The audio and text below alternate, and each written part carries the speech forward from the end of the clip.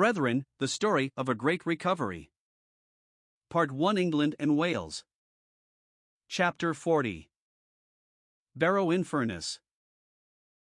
Towards the close of the year 1872, Thomas Robinson, who in later years was to become so closely associated with assembly life in the home of his adoption, came from London to commence business in the North Lancashire town of Barrow.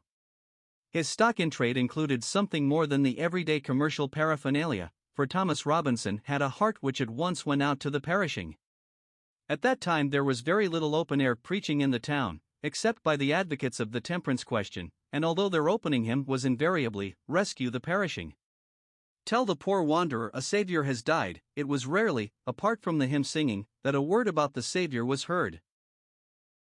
Thomas Robinson had a better story to tell, and lost no time in finding an opportunity of preaching the gospel.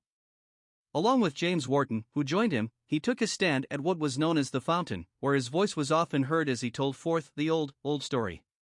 The testimony in the street was honored by God saving a few souls. Soon afterwards a number of Christians met for the breaking of bread in the house of W.E.B. Hargreaves, a devout Christian bank manager. Later a room was rented, but it was soon crowded out. The provision of a portable wooden building where larger numbers could be accommodated seemed to be the next step to take, but they were confronted with the difficulty of finding a suitable position for its erection.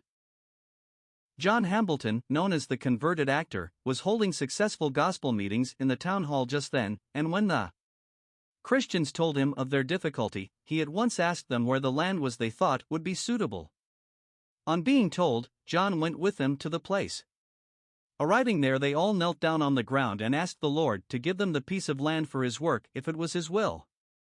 That prayer was answered, and there the work went on for 20 years, during which time many eminent servants of God such as Robert C. Chapman, Henry Groves, Henry Dyer, Henry Morehouse, George Groves, and others ministered the word to the edification of the saints and the conversion of sinners. With the development of the Lord's work and the subsequent increase in numbers, there came a need for a larger building, so a piece of ground was secured on the Abbey Road, the principal thoroughfare in Barrow, where the present hall was built. As evidence of the remarkable development of the work begun over 60 years ago, there are now 5 healthy assemblies in Barrow and district.